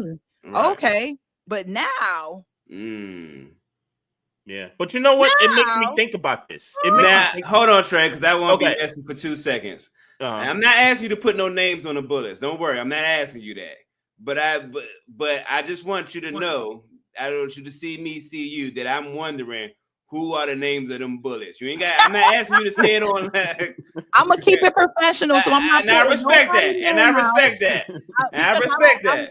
At the same time, like I still work with these people, and I still work with some people, and I wouldn't want someone to just call me out the clear blue on some bullshit. You'd be like, right. That's a phone call kind of a thing. Yeah. You know what I'm saying? Like that's a personal conversation kind of thing. And so that's what I mean. Like I would never like really call. And again, I was just using Shams as an example. I'm not literally calling Shams out. But that's what I mean. Like, because it didn't just start this year. Like usually free agency, I've said the same thing about Woj. And I have love and respect for Woj. Woj and I worked together at ESPN. So I've said the same thing, that this man is known for being the best of the best in NBA. And yet at WNBA free agency, I would see that there were times that Woj would tweet stuff and I'd be like, Woj, like, what are we doing? Like, this is not your area. This is not your lane. Like, you have the ability to give. And I know this might be naive of me to think that folks, will give opportunities or throw somebody else. I've done it. I've gotten football information, NFL tips, information, and I don't professionally cover NFL. I talk NFL with you all day long, but I don't professionally cover NFL. So what do? I don't share that information on my own because I don't want to run the risk of somebody not believing me because I'm not formally in the NFL space. So I have passed information on to my girls who do work in the NFL space and be like, sis, you might want to follow up on this. Or do you mind if I give them your contact information so y'all can, this might be good for the story, whatever. I am one who believes wholeheartedly in pulling other people up. And it's like, if I open the door, then I have to make sure that door remains open for somebody else. What I'm not going to do, what Terrika ain't going to never do, is cross over to a lane in a space that ain't mine and then make it seem like I love it, here. That's what I meant. Like, that's all I'm saying. That is not the same as this shouldn't be mainstream. I ain't say that. Like, that is what I said. But I know what I'm talking about. And all them 500 folks that's on my Twitter that got an attitude, calling me a gatekeeper, a hater, all that shit. Baby, you've been mute for 3 hours. They was definitely out the gate. Hey, everybody. This from Terrika. This from I said what I said. I said what I said, and I meant what I said. Because I've seen so many people work so hard to build this. Child, don't even get me started. I'm just saying, it's interesting to me. It's annoying to me because I know some of y'all don't care about this space for real. It's opportunity. It's opportunity right now. And when the opportunity ain't there no more, you on to the next. Meanwhile, the rest of us will still be here covering the WNBA. This is why I respect the network like CBS that has the WNBA package. Jim Nance, who's a Hall of Fame broadcaster, NFL, March Madness, golf. Mhm. If the network wanted to, they could probably put Jim Nance on some of those WNBA games, but instead they said no. Let's put people like LaChana Robinson in those spaces to call games. You know, Derek let's Kustak, yep, Isis Yeah. Young, like Right. people who are, people who are already in the space. That's all I meant. That's Yep. literally all I meant. Elevate voices that have been in the space. Not can't nobody else come in the space. People can come in the space. We welcome you to the space. Just don't act like You've been can't here. nobody be a WNBA fan. No, we welcome WNBA. Come into the space. But I gotta look at you differently when you have put this space down and now all of a sudden you cool with being in this space. That's what I meant. So do you get to clap back on Twitter at all? I clap back all the time on Twitter. You Okay. gonna follow me Oh, on you Twitter. you should see her, bro. I Like know. Yeah. You don't follow me. every few Right. minutes, man. Always Alright, gotta well, clap I'm- back for somebody. I say just enough to not get fired. I ain't trying to lose my job. Okay. But I Alright. say Yeah. I say Right. just Yeah, enough. I gotta give you protect just the bag.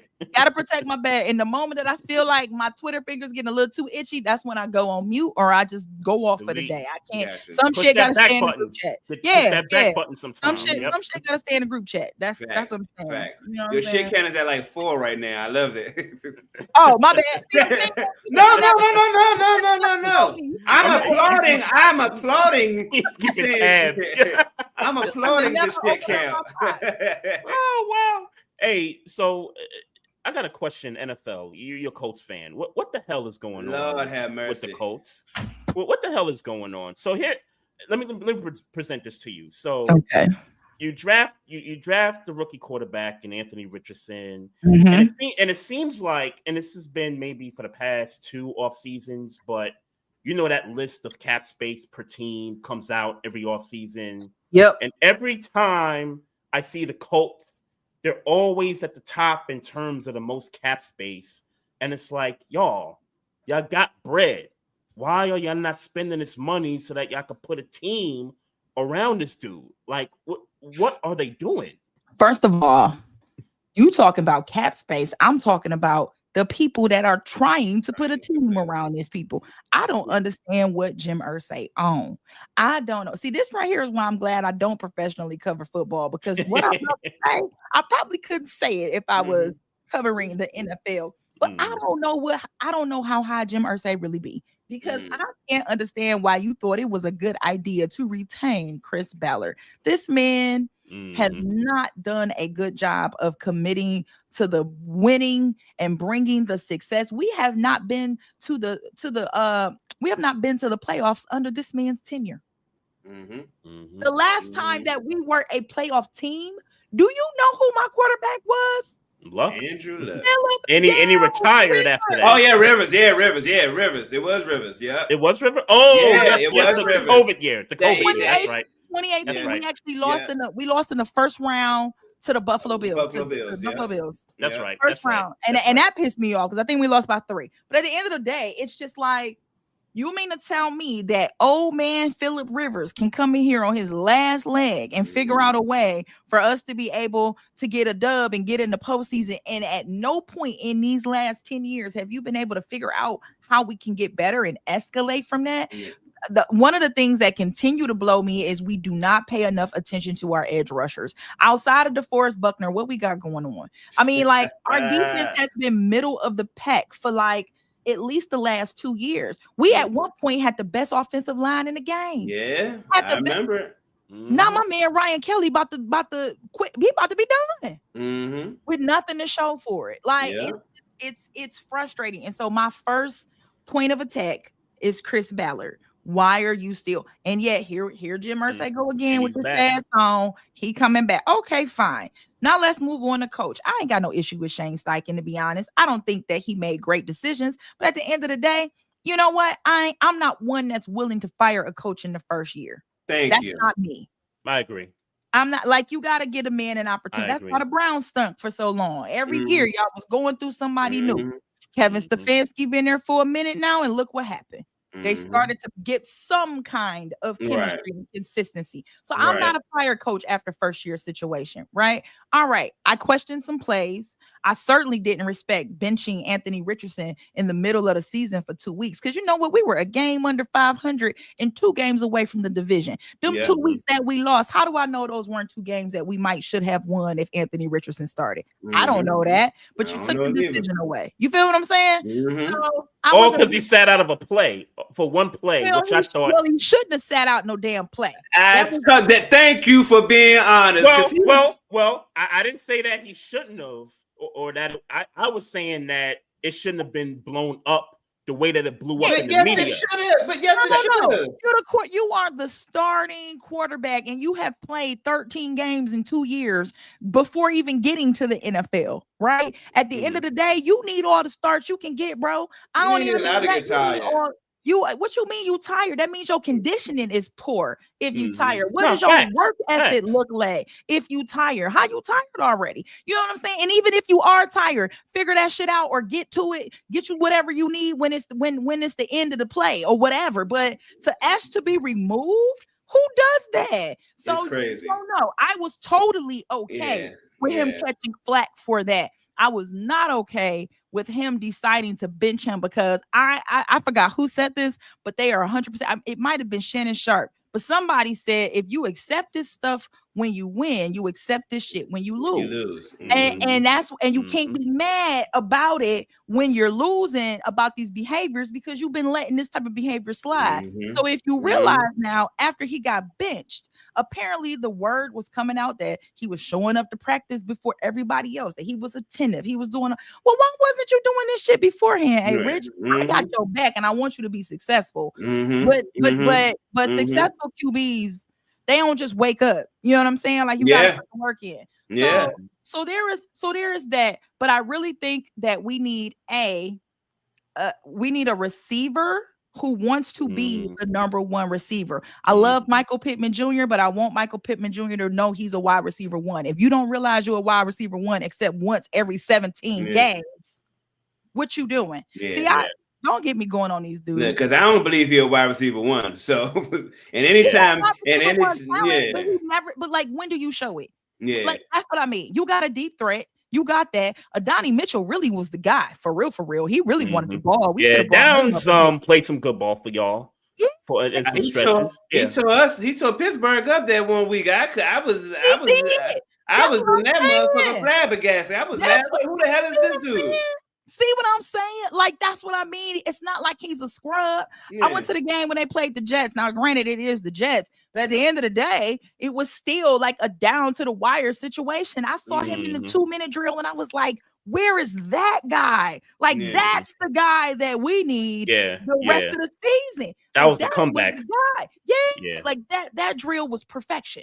It was great play calling from Shane Steichen. It was great execution. It was everything. And we got a beast in the backfield in Jonathan Taylor. Like, come on. There's no reason. There's no reason for us to be as bad as we were and to be in the slumps that we're in. But we got to get an edge rusher. We need some linebacker help because Zaire Franklin can't do it all by himself. Big up to EJ Speed, Jalen Jones, but he can't do it all by himself. And I need another D outside of Kenny Moore. I need somebody else on the other side. But I mean, I think the secondary, let's work on that.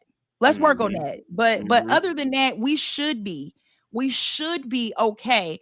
But we have to get it together quickly because the division is going to get shored up with CJ Stroud in Houston. And, you know, a part of me is not okay watching Houston be successful. Yeah, I can see that.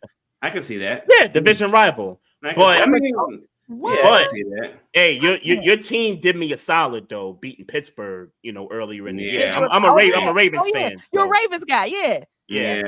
So y'all did me a solid. That makes sense. Y'all did me a solid. So you know, I mean that game actually made me feel a lot better too, because Pittsburgh they got some memorable butt whippings on us before. Man, but that's you know, that's true. It's just Houston and the Patriots are the 2 teams in the league that I'll be like, we cannot lose to these 2. So we lost twice to Houston this year. I was ready to throw my TV across the screen. It was just ridiculous. Man, So how much time are you giving Shane Steichen? This is year number 3. He has to do it this year. He has to do it this year. He has to do it this year. I agree. You can't you can't make these kind of mistakes. Like, but they gotta spend some money though. Like they gotta they gotta start spending some money. What does success look like for you next year for Shane Steichen in the Colts? We shouldn't get anything less than 11 wins. 11 wins in a playoff spot is, to me, is success. And honestly, we should win the division for real. Because I was about to say, you better say division title off of that. We should win the division. I really felt that way. I felt we had the capabilities of winning the division this year, but with the little foolishness, I mean, how often are we gonna have a Houston team that is down 2 receivers and a running back to injury? Like, we ain't gonna never say that, For a while, CJ Stroud had nobody to throw to. I was like, what are we doing? Nico Collins was out. I was like, what are we doing? We had to, we should have took advantage and we didn't. But I think that has to happen. I think he can shore up some of our needs in free agency. He doesn't even necessarily have to make a splash per se in some role. He just needs to get solid players. Like, I think it's possible to do that in free agency. And I think we need to use the draft for offense. Okay. And he did say that he wants to Chris Ballard did say he wants to bring in a veteran quarterback to make Anthony Richardson, kind of work for his job a little bit, and I get maybe if you saying that to motivate the kid, but Anthony Richardson should be the starter. Yeah. I don't. Yeah. I mean, what Joe doing? I mean, ain't that kind of Joe's description? Y'all can have Russ. You still got a soft spot for Joe? Who, me? Yeah. No, I'm about to say he does. You're the first person to ask him that, though. But yeah, he does. I do. Yeah. He bought the city a championship. Yeah, that's when he was $100 million right there, huh? Yep. Yeah, I'm being petty. Yeah, right. Yeah, because I know. Hey. $100 million man. Hey, man, listen. Got a lick. He got smart. He hit a lick. No, he hit a lick. He hit a lick. That man ain't been worth $100 million since that one year. He hit a lick. Hey, I ain't mad. I ain't mad at all. But go ahead. No, you go ahead. Okay. I was just gonna say this was fun. Talking ball with you, Terrika. Again, because I know you're very busy and covering the league and stuff. So we definitely want to thank you and appreciate you for your time and everything like that. Let everybody know where they can find you at on social media and some of the things that you got coming up. For sure. Well, first of all, thank you guys again for having me. This was fun. I had a great time. I hope I get another invitation at some point. So of course. Definitely. Absolutely. But you can definitely, people can catch me on Twitter at She Knows Sports, on Instagram at She Knows Sports _. I also host a podcast with Cheryl Swoops called Levels to This. So you can find that podcast anywhere. It's not specifically about sports or basketball. We just kind of talk about literally our tagline is we discuss levels to the shit that women go through. Right. And so that's a little bit of everything. You don't have to be a woman to listen. I find a lot of guys listen to it and they're just like, oh, aha. So I love that. I love aha moment. Aha moment, right? So yeah, I'm all over social. So please continue to connect with me. I'm on CBS Sports as one of their basketball analysts. So you can find me anywhere and everywhere. For sure. Look, we appreciate you. And next time you come on, me and Trey, we're gonna add it on the bottom screen there. It's gonna be a shit counter. So we got this dude. Oh, foul mouth woman coming on here. From Detroit. Yep. Yeah. Salute. All right, y'all. Salute. All right, Terrika. Appreciate you. That's what's up. Terrika Foster-Brasby, ladies and gentlemen. Extraordinaire in the WNBA, sideline and analyst and all that good stuff. And check out that podcast with her and Cheryl Swoops as well. That's some dope stuff right there. Bro, right. I got a couple quick hitters. We got quick hitters. I got a couple of them. Shout out to Vince Carter. Yeah. Vince Carter got his number retired by the Nets, late last week. So Congrats to him on that front. And shout out to Andre Iguodala, who it was just announced that the Warriors are going to retire his number. Interesting. At some point later this year. Yeah, I kind of thought it was interesting also because I don't know why I always think of him as a Sixer. Yeah, right. I think of him as a Sixer, but when you kind of look at the resume, like four-time champ and Finals MVP, that's all with Golden State. So I mean, he was a big part of that dynasty. So I can't be mad at it. But I mean, to be up there with the likes of Nate Thurman, Chris Mullin, I'm about to say Chris Mullin, Rick Barry, Tim Hardaway get one over there, or is it probably Miami? I don't know, but I had the wiki set up here, just in case here. But they have retired 7 numbers. So yeah, Alvin Adams was the other number. Thomas Meshery, I don't know who that is. I don't know. I know who Chris Mullin is. I don't think I recall any of those other names. And Bill Russell got number 6 retired, but I think everybody in the league did that. I think everybody in the league did that. But no Tim Hardaway. Okay. No Tim Hardaway up there, which is kind of shocking. Yeah, but whatever. I know we're supposed to be doing quick hitters, but I realized that we haven't said. I don't feel like we've said anything about the Jimmy Butler and the Jimmy Butler saga. No, we have not. We definitely haven't. Well, I'll say this quickly. He's suspended indefinitely now after he just allegedly. He was suspended before, right? He was suspended for 7 games. I think he came back. I don't even know if he stepped on the floor or not. But they told him Highsmith was starting over him. The report is that they said this in front of everybody. Hey, Jimmy, you're gonna be on the bench. We're gonna have Highsmith starting over you, man.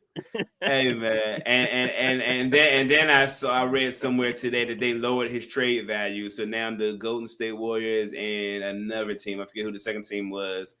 I think it was Milwaukee. I thought it was Milwaukee. I don't remember. I don't recall. Phoenix is the one team that they kept talking about. The problem with Phoenix is that they don't really have flexibility to pull it off. I mean, it would have to be like a Brad Beal kind of a move. But the problem is Brad Beal has a no trade clause. Yeah, right. But I know one team was Golden State.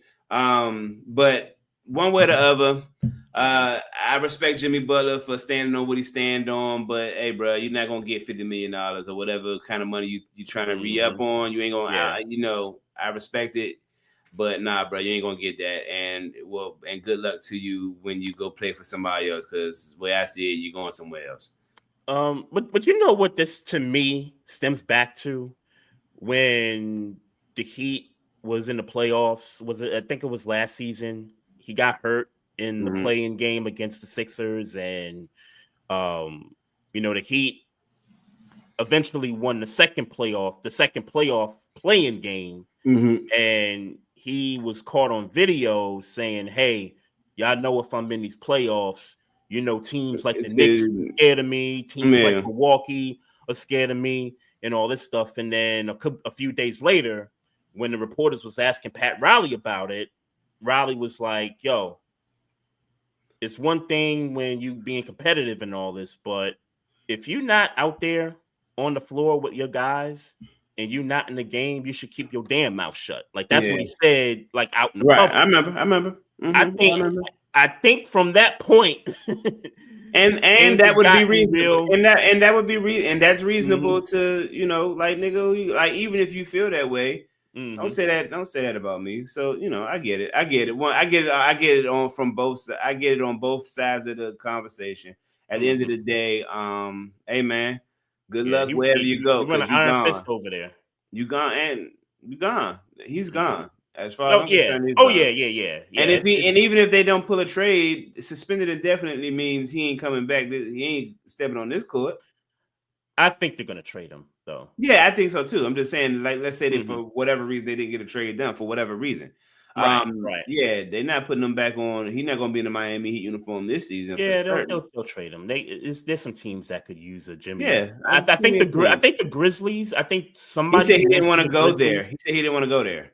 He didn't want to go to Memphis, huh? He said he didn't want to go there. Like specifically, he didn't want to go there. Right. Yeah. He don't want to go to. He don't want to go to Grindhouse, huh? Okay. I don't know. Go ahead. Other quick hitters. Pete Carroll to the Raiders. I don't love it. I don't hate it. That's what's up. Yeah. It was shocking. Sure. I think you and I kind of discussed it at the bar the other night. It was off the wall. Didn't expect it. But like I said, don't love it, don't hate it. But if you're the Raiders, I think you gotta anticipate that you're probably gonna get about 3 years out of him because he's 73, 70. I don't know. Like, I really wonder why he left Seattle. Like, did he leave Seattle because he really didn't want to coach no more, and then started to miss the game, and that's why he's in Vegas? Pushed him out. Okay. Well, I don't want to. At least that's what the streets was saying. I don't want that he got pushed out. I don't want to open up Pandora's box. You know, I'm going to respect that this is a quick. These are quick hitters. They're quick hitters. All right, so leave it alone then. But Brian Schottenheimer to the Cowboys. Man, look, I know because I know you want to go win, and I'm trying to because if we're going to go in on any of these quick hitters, Brian Schottenheimer to the Cowboys is the one to go in on. Well, here's why. Here's why. You look. Are we shocked? Are we shocked? Are we shocked? I am shocked. I am shocked. Why are you not shocked? Let me hear. It's the Cowboys, bro. It's Jerry Jones. Come on. Look. You can't be sure. Does anybody out there believe that Dion was truly going to coach the Cowboys? Sure, or that anybody not named McCarthy was going to come in there of some experience, or somebody that was going to come in there to shake something up. Like, Jerry's not the dude. Mike McCarthy is the type of coach, or at least we felt that way him leaving Green Bay, was the type of coach that would come in and shake shit up, for lack of a better term. That's how we felt about Mike McCarthy. I think. Well, I never thought of it that way when he got there. I thought of it as he was an experienced coach that had won a Super Bowl. I didn't think that. Yeah, but either way, I didn't think that he was going to be like I knew he was better than Jason Garrett in terms of like just coaching. But as far as like decision making, happened to have a say in terms of the roster and things like that. I didn't think he was going to be all that. All right, let me get straight to the shit. Do you think Dallas tried to reach out to Ben Johnson? No. Do you think Dallas tried to reach out to Kellen Moore? Kellen Moore, I give a shot to, yes. But because the Eagles are in the playoffs, I felt like they didn't want to wait that long. Brian Schottenheimer, to my understanding, correct me if I'm wrong, somewhere in the chat somewhere, was the offensive coordinator before to Mike McCarthy. By the way, Mike McCarthy called plays. Yeah. What are we doing? Like, this is what I'm saying. This is what I'm saying. Mm-hmm. The Cowboys, I'll be honest. Cowboys are outside of what we thought could have been a Super Bowl window. I think they're clearly outside of that window now. I don't think they care. Sure, but if I'm I'm Maestro, that's who I am. From the outside looking in, why would you just bring this team? Why not bring McCarthy back? Well, look, I get it. I get if you say I'm done with McCarthy because I'm done, not enough success. He didn't meet with standards. He didn't, which is false, by the way. I mean, well, what are standards? What were the standards? I mean, let's be clear. What were the Cowboy standards? Yes, the Cowboy standards, I believe, is get money, get notoriety, come coach the team, do as I say, because Jerry's the de facto GM, the owner, the janitor. Like, you know, Okay. he- When you put it like that, Jerry wants yes I man. can't argue. When you put it like that, I can't argue with you. And Yeah. maybe they left because he's not a yes man. I don't believe Mike McCarthy to be a yes man. I don't know that to be the truth. I don't either. But is he not the best Cowboys coach since Jimmy Johnson?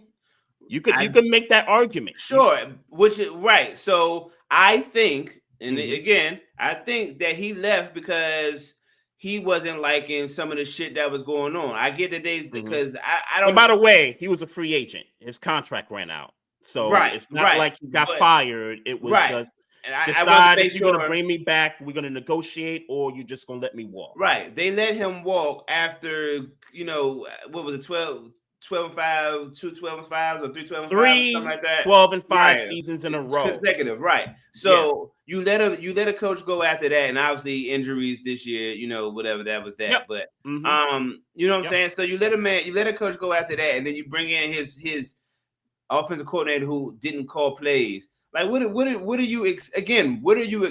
You expecting to be good? I understand your point. And that's why I'm gonna back off the conversation, because you're right. Mm-hmm. Jerry Jones runs this show, and as long as they're America's team, and he got something to talk about on Monday after games, it'll be status quo. It'll be just like, so it's not about wins and losses. So I'm gonna back off. My thoughts were, though, look, this roster is not a terrible roster. Obviously, you got some things you need to address. Yeah. But this ain't a bad roster. I mean, you get you a running back or a second wide receiver and a cornerback, another cornerback, and you telling me this team can't compete with the Commanders? Because let's be clear, if we're just going off the basis of this year, y'all the third best team in the division now. Now, does that get you to a conference final? A Super Fuck Bowl? no, it don't. We know it don't. We know it don't. Yeah. We know it doesn't. So it's like, what do we do? So, like I said, I'm gonna back off because you're right. The Cowboys haven't displayed anything that makes you feel like they are here to win games. They're unserious. Right. Yeah. They have done nothing to display that. So I'm a back off. Their ceiling is always going to be the divisional round for me. Anytime they put out some good teams, maybe once every 2-3 years, the ceiling will always be divisional round until they show me something different. I'm a back off because it's clear what they're trying to do, and it's not win football games when you look at who's in charge. So you're right. And the family, it seems like, can't how. And maybe you don't know how, because neither you and I really haven't experienced this much yet at this stage in life. But you get old, you got the kids, and then the kids are like your power of attorney. The kids at some point start to make decisions for you because you're maybe too old, maybe you're incompetent. Yeah, maybe you lose the ability to make certain decisions and things like that. Yeah, the kids, it don't seem like it from the outside looking in. It doesn't seem like Steven and some of the other kids that work in the front office can veto a decision that Jerry makes. Or it don't seem like they can come to him and be like, hey, yo, like, this shit is wrong. Doing that. Right. We're not doing that. Like, this is bullshit. We're not gonna make this decision. We're gonna go this route instead. It doesn't seem like that with that family. Yeah. Yeah. All right. Well, say that's a quick hitter. I'm done. Damn. Like, no, I mean, like I ain't had no more quick hitters. I just meant I ain't had no more quick hitters. Nah, yeah. I got you. But that part too, though. Yeah, I'm tired too, man. Shout out to Mike Patton in the chat, man. What up, man? Appreciate y'all. Shout out to folks in the IG live chat. Dre Day 1985, Rod Cali, I see you. Yes, sir. Mad Knox, VGC Sports, Courtney Harden, I see you. What up, boy? Storm the Blank, shout out to you, cuz. Yes, sir. Appreciate y'all coming through. And big shout out to our guest tonight, Terrika Foster-Brasby, dropping some knowledge on the WNBA and, talking about what the Colts are going through and all that stuff. So, good stuff tonight. Good stuff tonight. Continue to follow us, folks. Click the like button on the Facebook page. We're on YouTube. Subscribe to the channel. Also on Twitch. Follow us on Instagram at Barbershop Sports Talk Podcast. Follow us on Twitter at Barbershop SPOR2. Follow that man, Maestro Styles, at Maestro Styles everywhere. Also, folks, if you got questions, comments, hit us up on the email, barbershopsportstalk1@gmail.com is where you can find us at. And then also you can hit us up on the audio side, whether you're listening on iHeartRadio, Google Play, Apple, Spotify. Write a review. Let us know what you think about the show. It goes a very, very long way into the success of the show. And as always, folks, love, peace, and happiness out there. Got a dope one for you guys next week. And as always, mind your damn business. Drink some water. Oh yeah, we got him. Trey, Frazier, and Maestro Styles, you know we got one. Right back like we left some. We don't duck smoke, we want all of it. So line them up, Trey sharp with the blade, you know we sizing it up. I'm quick to catch the fade, you know Styles making the cut. Cause we coming out clean every time that we showing up. It's gonna be called The Barbershop.